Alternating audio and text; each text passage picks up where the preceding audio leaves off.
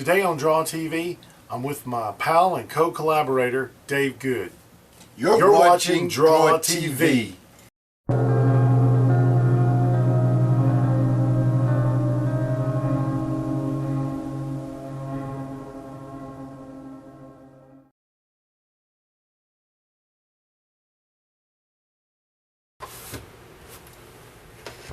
Hey friends, and welcome to this week's Draw TV.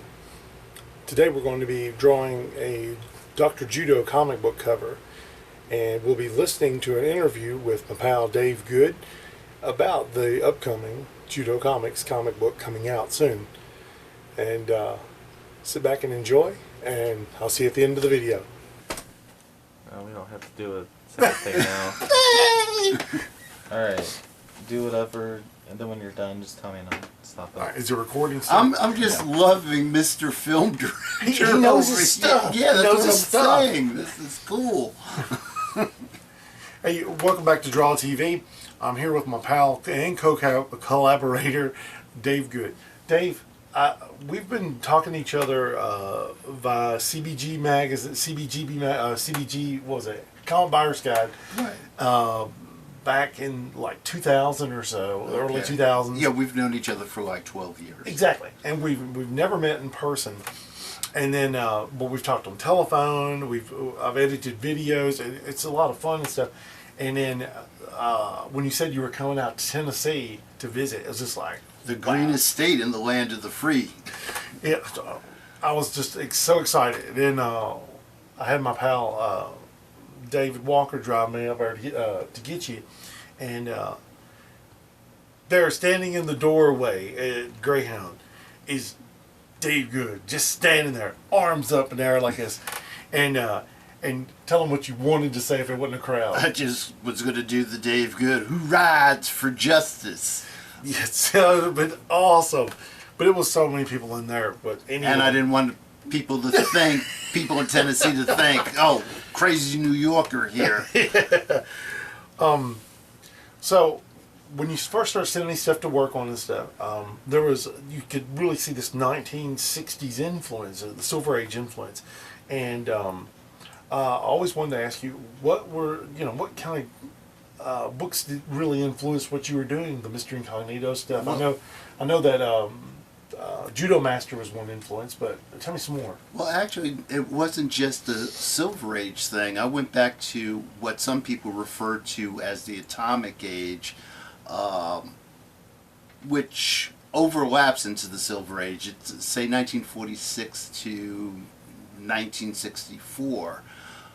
I just love the layouts of those old pages. They were almost poster-like, the splash pages, yeah. where you'd have that first title page, and then you would have like 2, 3 smaller panels underneath that, and that would draw into a story. And I just love that image, and that was one of the influences. I just also liked stories from that period when you still had heroes that were heroes, and not just what the anti-heroes we have today. Another thing that I noticed is you don't we're in Silver Comics or Silver Age superhero comics. It was superhero, supervillain, or superhero and your typical normal criminal. And in your stuff, you bring in elements from B and Z grade horror films or detective movies, and all these great movies you watch late at night on like UHF stations back in the day. You see these influences in there as well. Well, how could you not do that? That stuff is great. Yeah. I mean, B movies. I love the Maltese Falcon. I love all of the classic films, but come on, the B-C movies are entertaining. I mean, earlier we were watching Johnny Weissmuller's Jungle Jim movies. I mean, how great are they? No, for those who don't know, you've got to get your hands on these Jungle Jim movies. They visually make no sense at all, but I love the stories and the ideas. It's action. It's a lot of fun, and just try to find one that's worth it. I mean, it's just really a lot of fun. Might I make a suggestion Please do. If you're going to watch a Jungle Jim movie, look for the very first movie, Jungle Jim, because in that one you have George Superman Reeves as almost a George Sanders-like villain, and he is so much fun. You also, oh, I don't want to give anything away, but I am. I'm just going to say, if you knew Johnny Weissmuller as Tarzan first, you're going to see things that are spin everything around on yeah, it flips the whole. The things that you grew up seeing in Tarzan, you see Johnny Weissmuller doing pretty much the opposite in these movies. And of course, as I said, you have George Reeves, who a lot of us grew up with as Superman, as the villain. Yeah.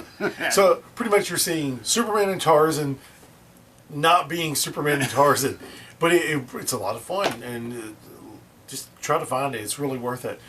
Now, my next thing I want to talk to you about is I'm going to be drawing a page here in a minute. Okay. And this is Dr. Judo.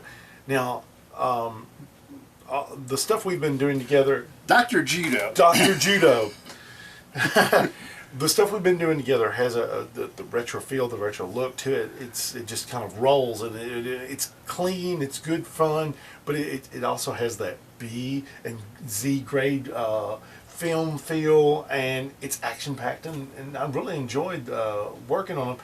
Tell me, what are some of the artistic influences that kind of like give you the ideas for these pages that we work on and stuff? Well, Frank McLaughlin, who created Judo Master, was a great influence. How could it not be? I mean, his Judo Master character during the 60s is probably the most realistic martial arts comic ever done, because, well, he was a judo practitioner himself. He was an instructor, and as I said, his Judo Master was very realistic.